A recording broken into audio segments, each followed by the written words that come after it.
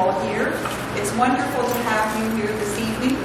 We've really been looking forward to this. I think we have a wonderful program.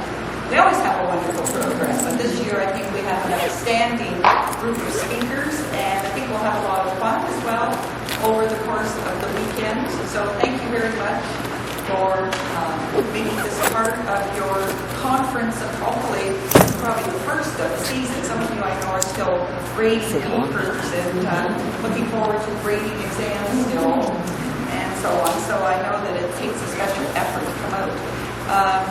Before I introduce the speakers and let them take over, we have 2 complimentary copies of their book. So we're just organizing at this last minute a little draw. So there'll be a draw for 2 copies.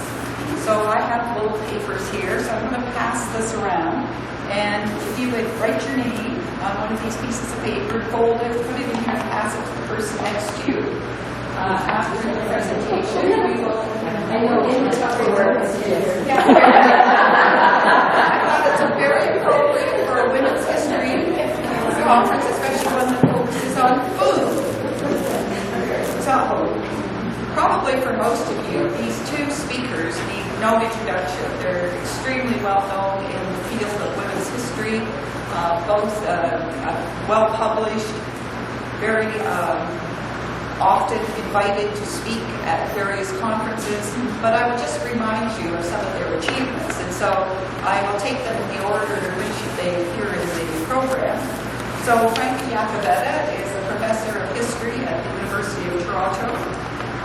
She's also co-editor of the series that many of us have bought volumes from over the years, Gender and History, Studies in Gender and History, published by the University of Toronto Press.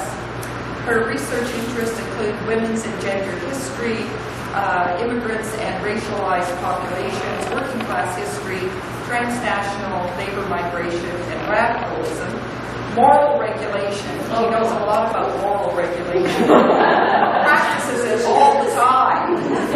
As she sits on, is that a hot toddy? Yes, it is. I thought perhaps it was.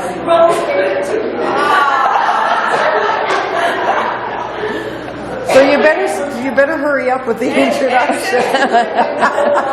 Well, the longer I go, the longer she'll have to drink. Yeah, exactly. She's the author and co-editor of 9 books. I'm not going to name them all. The first one that I think a lot of us remember was Such Hardworking People, Italian Immigrants in Post-War Toronto. And then she did another book with Marlene called Sisters or Strangers, Immigrant, Ethnic, and Racialized Women in Canadian History, which was co-edited with Marlene and Francis Swearbrooke. Probably one of her most recent ones is Transnationalized Italy's Workers of the World.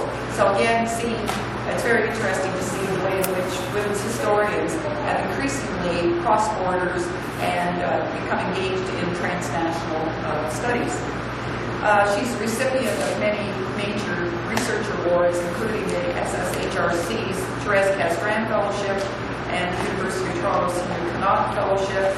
And we were also very proud of her when she won the Sir John E. Macdonald Prize, which is awarded by the Canadian Historical Association for the best book in Canadian history, and that was in 2008 when she won for her book Gatekeepers: Reshaping Immigrant Lives in Cold War Canada.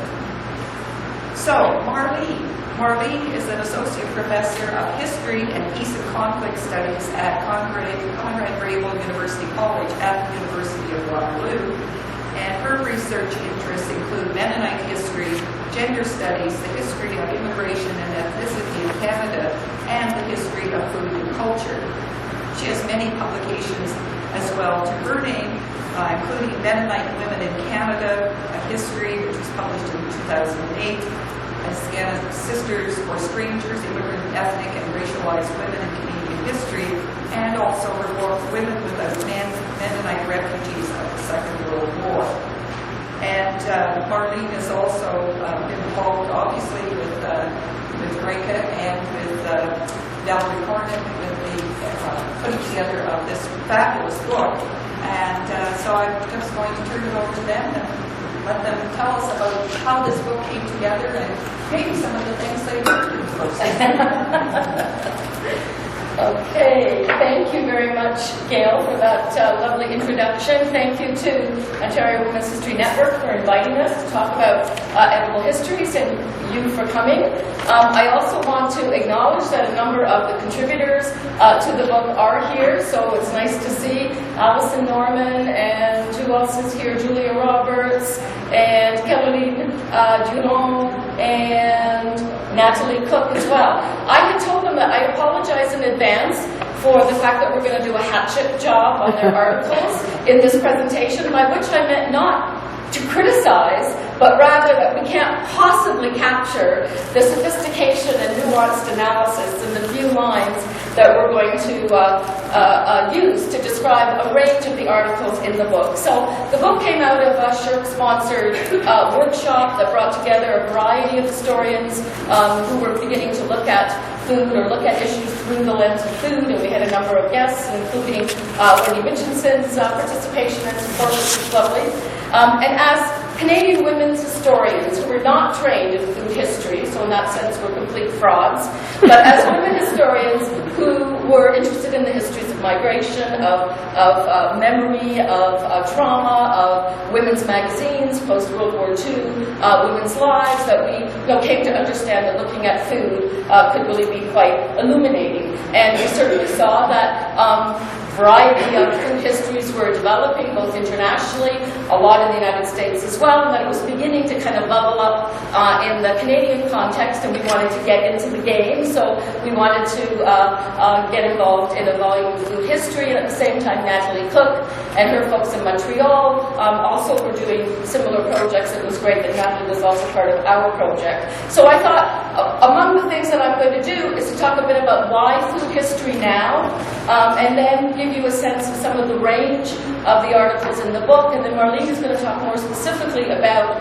the feminist history, the feminist scholarship, the women, the very women-focused articles, as well as the whole issue about cookbooks and feminist scholars working with cookbooks. So why food history now? I know everyone knows, but I think that often historians, our choice of subjects are often influenced by contemporary concerns, contemporary anxieties, contemporary political and social debates, and food is no exception, right? There's a lot of interest, concern, anxiety, and excitement over food. So both for bad reasons and good reasons, food is very much in the news, food is very much in our lives. So just to give you, through images, a sense of that. Sorry to show you this right after dinner, but lots of widespread anxiety around food safety, fast food diets, genetically modified foods that are of lots of concerns to people. Also, food has become, once again, the site of lots of political mobilization, both local and globally. So whether it's about recovering urban wasteland, building it into community gardens, or whether it's about globalization, politics, and protests happening in different parts of the world, in this case, Rio de Janeiro and Hong Kong, that's very much in the news. We know, too, that there has been a resurgence in the rise of ethical eating, mindful eating, right? Concerns about planet sustainability, and the bestsellers, right, that have helped encourage that sort of thinking are among the ones featured here. So Barbara Kingsolver's really wonderful book about, right, a family experiment to consume only what they grew locally in their place.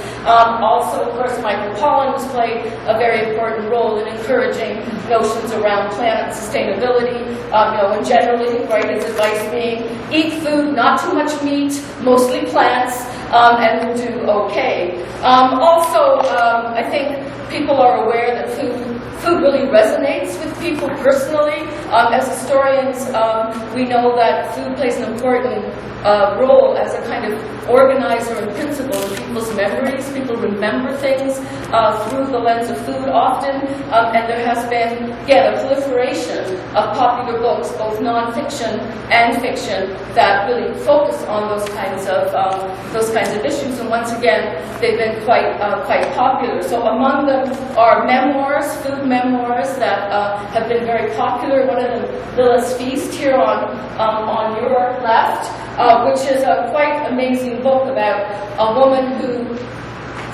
compiled a cookbook while starving in a Japanese concentration camp during the Second World War.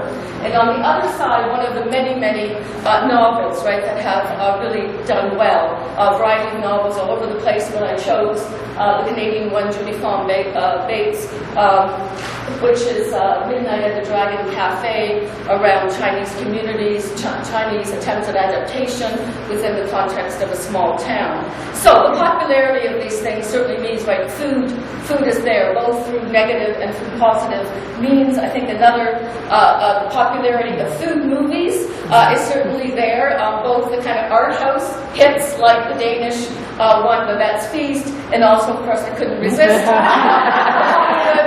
renditions of Julia Child and Julie and Julie. Although you hear this anxiety, right? Because the current bird flu scare is around chickens, right, in China. So lots of examples of the fact that food is very much in play these days. I think, too, we can talk about Canada in terms of global migrations into Canada, multiculturalism, the sense that it's maybe not evenly across the country, but a sense that Canadians want a greater diversity of foods, that world fusion in foods has become important. We also have corporations that like to encourage it, like Loblaws and its various ethnic food things, but we also have serious foodies who are, very interested in participating in a kind of culinary pluralism.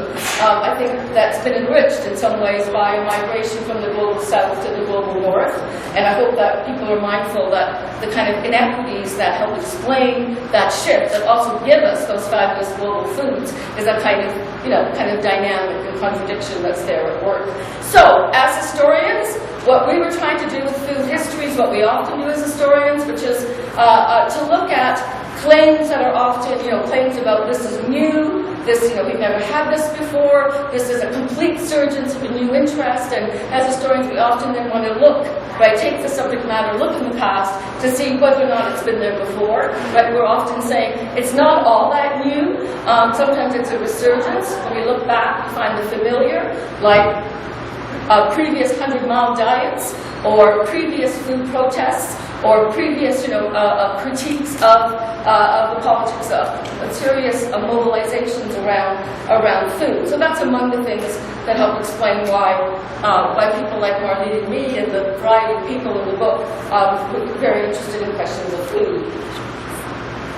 Now, I'm not going to talk about all of the scholarship, but there's no question that if we needed some kind of justification that it's now legitimate in a scholarly context of doing food history, it's there. The journals are there, the articles, the books are there, in the international context. I mean, tremendously important books. I mean, the early book by Sidney Mintz, Sweetness and Power, on sugar, was followed by, right, lots of commodity-oriented studies of cod, of the potato, now in the 1950s, Spam, meatloaf. I mean, lots of things have become an important focus.